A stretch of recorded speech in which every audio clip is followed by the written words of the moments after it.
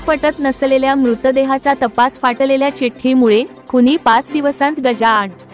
धुळे जिल्ह्यातील शिरपूर तालुक्यातील थाळनिळे पोलीस ठाण्याच्या हद्दीत 5 मे 2025 रोजी एका अज्ञात व्यक्तीचा मृतदेह शिरपूर गरताड रस्त्यालगत शेतात आढळून आला होता।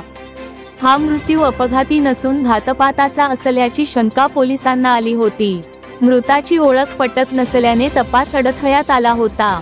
मात्र एका फाटलेल्या चिठ्ठीमुळे या गुन्ह्याचा छडा लागला आणि अवघ्या 5 दिवसांत खुनी गजाआड गेले। 9 मे रोजी तपासी अधिकारी पोलीस उपनिरीक्षक शत्रुघ्न पाटील यांनी मृत व्यक्तीच्या अंगावरील कपड्यांची बारकाईने झडती घेतली। यावेळी शर्टच्या खिशात एक जुनी व फाटलेली चिठ्ठी सापडली। ती जुळवून पाहिल्यावर त्यावर मोबाईल क्रमांक 9579766256 लिहिलेला आढळून आला। या क्रमांकावरून शोध घेतल्यावर मृत व्यक्तीची ओळख उमेश उर्फ राहुल चंद्रसिंग चौहान राहणार बडवानी मध्य प्रदेश अशी पटली।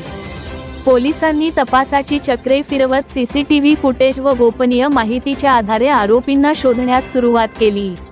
यात आकाश पवार, दिलीप पवार, घंडा उर्फ गडू पवार आणि एका अल्पवयीन मुलाचा सहभाग असल्याचे निष्पन्न झाले। 4 मे रोजी आकाशने उमेश याला शिरपूर येथे बोलावले। त्यानंतर आरोपींनी मिळून उमेश याला सनी गार्डन हॉटेलजवळील शेतात नेले व डोक्यात दगड घालून आणि गळा आवळून त्याचा खून केला। खून केल्यानंतर मृतदेह त्या शेतात टाकून ते पसार झाले।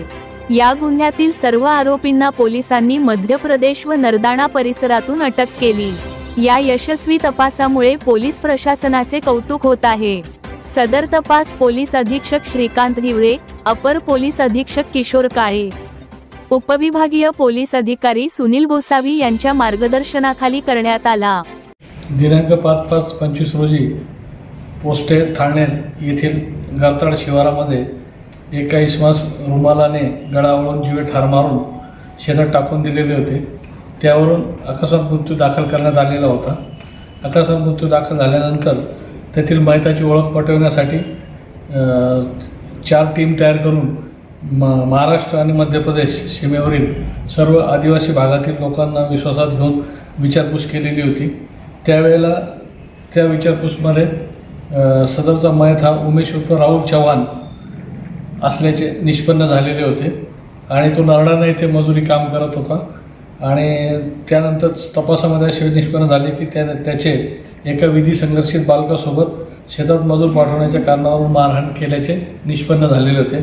त्यावरून त्या विधी संघर्षित बालकास ताब्यात घेऊन विचारपूस केली असता त्याने त्याच्या 4 मित्रांसोबत गुन्हा केल्याचे कबूल केले।